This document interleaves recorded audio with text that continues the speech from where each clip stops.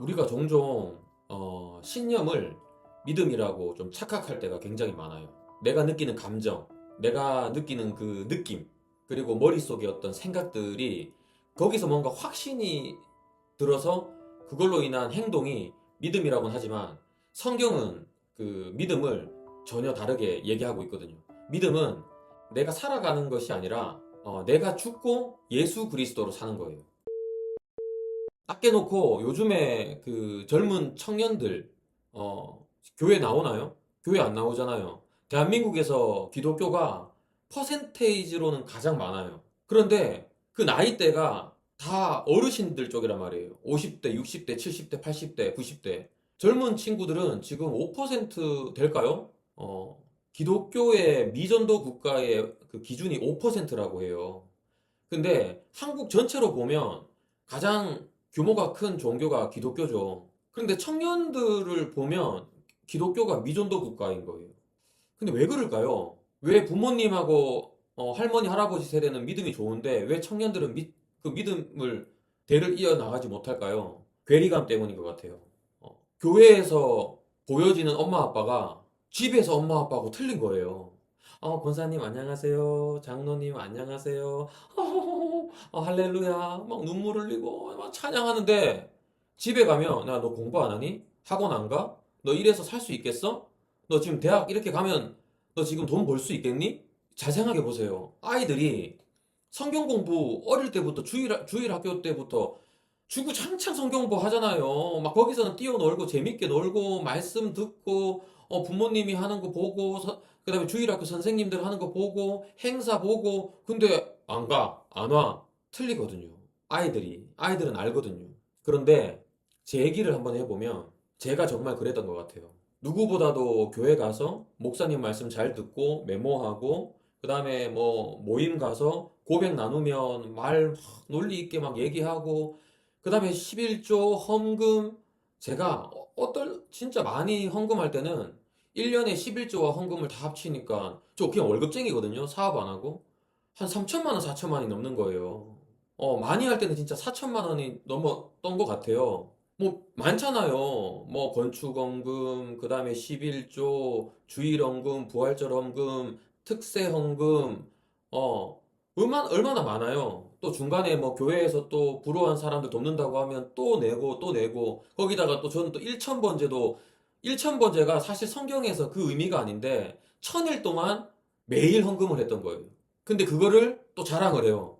또 뭔가 승진을 한다거나 아니면 보너스를 많이 받게 되거나 아니면 회사 프로젝트를 성공적으로 했거나 하면 사람들한테 이렇게 고백하는 거예요. 내가 기도를 많이 하고 헌금을 많이 해서 내가 이렇게 성공했다. 그거를 또 다른 사람들한테 강요를 해요. 너도 그렇게 해봐. 하나님께 30배, 60배, 100배 누르고 흔들어 흘러 넘치도록 한번 받아봐봐. 하나님의 권자를 흔들어 봐봐. 그러면 제가 계속 성공해야 되잖아요. 제가 계속 잘 돼야 되잖아요. 근데 2021년도 11월 달에 제가 잘 다니던 회사에서 쫓겨납니다. 뭐 여러 가지 얽히고 설킨 일들이 있었지만 승승장구하던 제가 쫓겨나요. 그리고 나서 사람한테 상처받고 여러 가지 힘들었는데 그래서 집에 한동안 6개월, 7개월 동안 우울증 걸려서 우울증 약 먹고 있었던 것 같아요. 퇴직금으로 살고. 근데 그거 아세요? 퇴직금 받아서 30%를 또 교회에 헌금을 했어요. 지금 생각해보면 하나님하고 딜을 친 거예요. 하나님, 제가 퇴직금 이만큼 받았는데 3분의 1, 33%를 주께 드릴 테오니 30배, 60배, 100배로 돌려주세요. 제가 쫓겨났던 회사보다 더 좋은 회사로 취업하게 해주세요. 돈 벌게 해주세요. 다른 사람들이 수영이 아직 살아있구나 보여주게 해주세요. 남들한테는 근데 나 헌금했다. 나 이만큼 했다. 또 고백했죠. 근데 그거 다른 사람들은 와 수영 형제 정말 대단하다. 황수영 집사님 정말 대단해요. 그리고 흐뭇하고. 그런데요. 그때부터 한 2년 3년 동안 제가 일이 계속 꼬이게 됩니다. 그리고 그렇게 핸드폰에 제가 알던 한 12,000명 되거든요. 연락이 다 끊기고. 왜냐하면 사회생활이 끊기니까 막 우후죽순 다 끊겨버리는 거예요. 너무 힘들었죠. 그리고 막 기도를 합니다.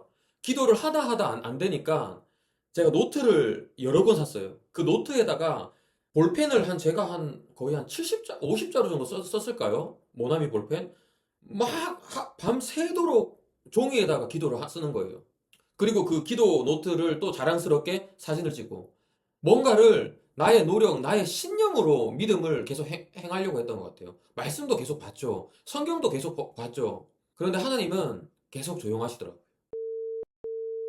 하나님은 계속 조용하셨어요. 계속 아무런 말씀도 없으시고. 그런데 그때부터 몸에 힘이 빠지기 시작하는 거예요. 그리고 나서 말씀이 눈에 들어오기 시작하는 거예요. 내가 읽는 말씀이 아니라 하나님이 내게 주시는 말씀 있잖아요. 그리고 내 삶에 중요한 게 내가 아니라는 생각이 드는 거예요. 우리가 하나님의 형상과 모양이라는 말 들어봤죠. 구약에 우리가 하나님의 형상과 모양, 표상 많이 들어봤잖아요. 근데 그거 아세요? 장갑은 손의 모양과 형상이잖아요. 근데 그 장갑이 손이 없으면 아무리 금으로 만든 장갑이라고 할지라도 다이아몬드로 만든 장갑이라 할지라도 그게 팔면 비싸겠죠. 금, 다이아몬드. 지금 그 얘기가 아니라 그 장갑의 기능을 할 수 있냐고요. 근데 예수님께서는 십자가에 죽고 부활하셨습니다. 그리고 베드로에게 사탄아 물러가라 한 이유도 있잖아요. 나는 십자가에서 난 죽어야 된다. 근데 베드로가 죽지 마십시오 하니까 사탄아 물러가라 그래버리잖아요. 예수님은 하나님은 성령님은 다 계획이 있으신 거예요. 그때 그 당시 그 시대 2000년 전에 예수님만 만났던 사람만 복된 게 아니라 예수님은 이 인류를 구원하시고자 십자가에 죽으시고 피 흘리시고 희생제물로 화목제물로 죽으시고 부활하시고 또 다른 보혜사이신 성령님이 우리를 성전 삼아 친히 오셔서 믿음을 주시고 깨닫게 하여 주시고 그 장갑에 손이 되어 주셔서 직접 움직이고 계시더라고요. 여러분, 저도 제 딸이 이제 19 고3인데요.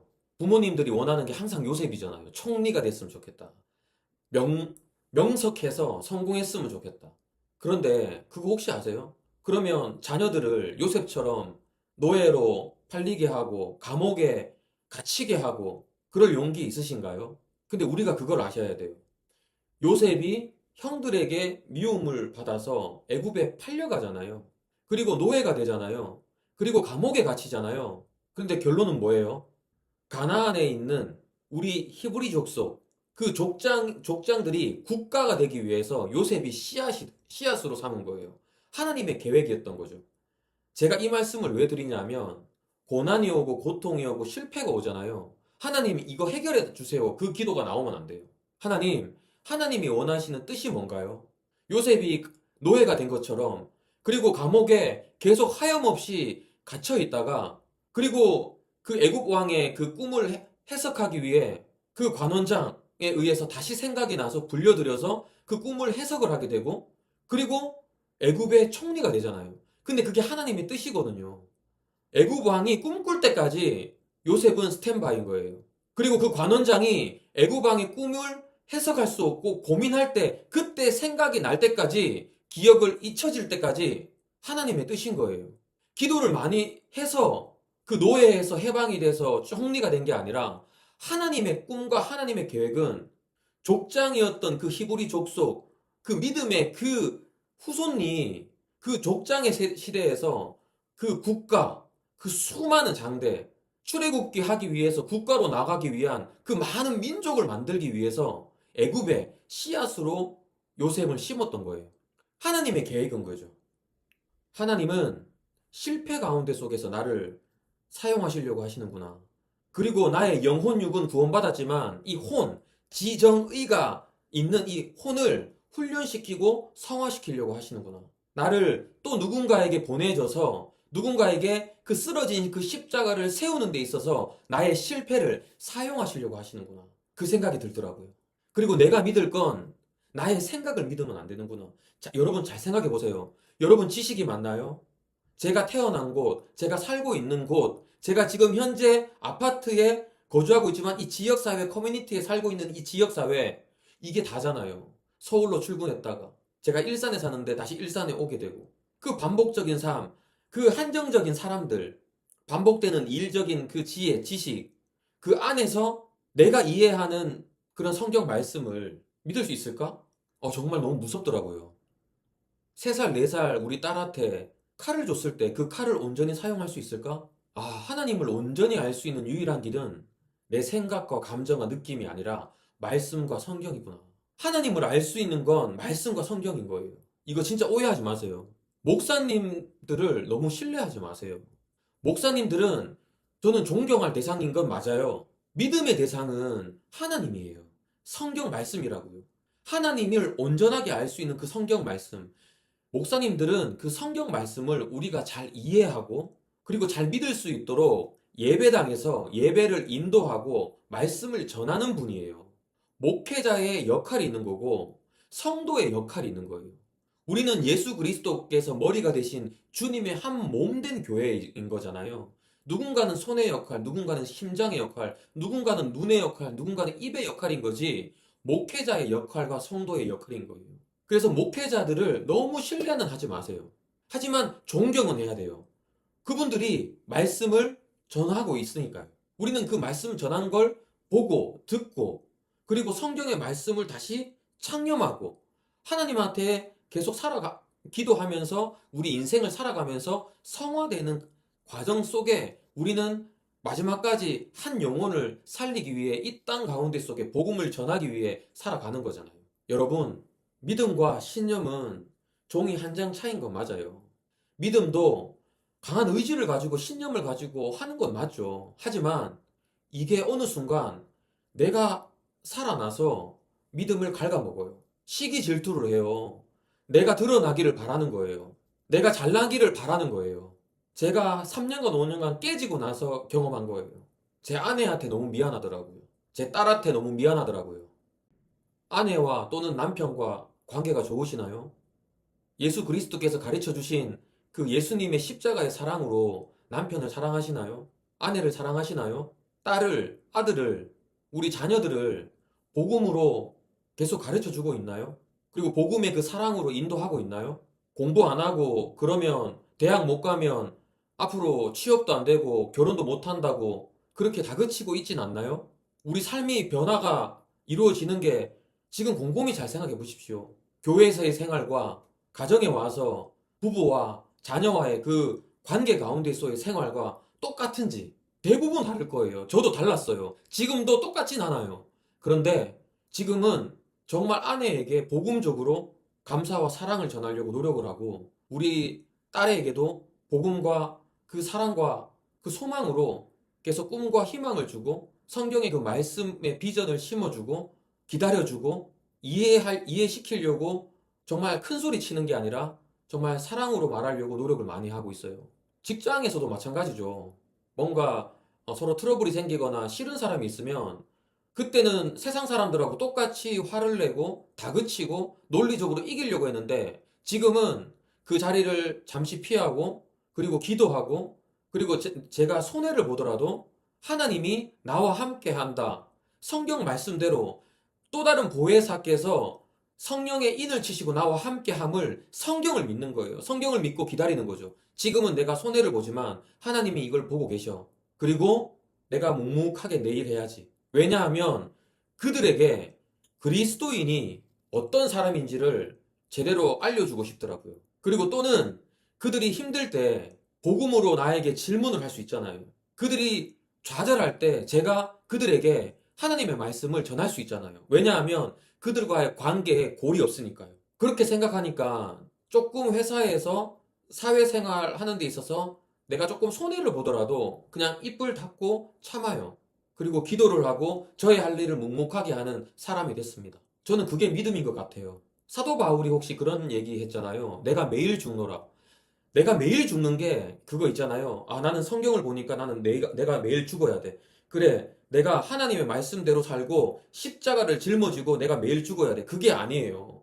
성경을 보고, 아, 나는 이미 2000년 전에 예수 그리스도와 함께 십자가에서 함께 죽고 예수 그리스도와 함께 나는 부활했구나. 나는 살았구나. 나는 새로운 피조물이 됐구나.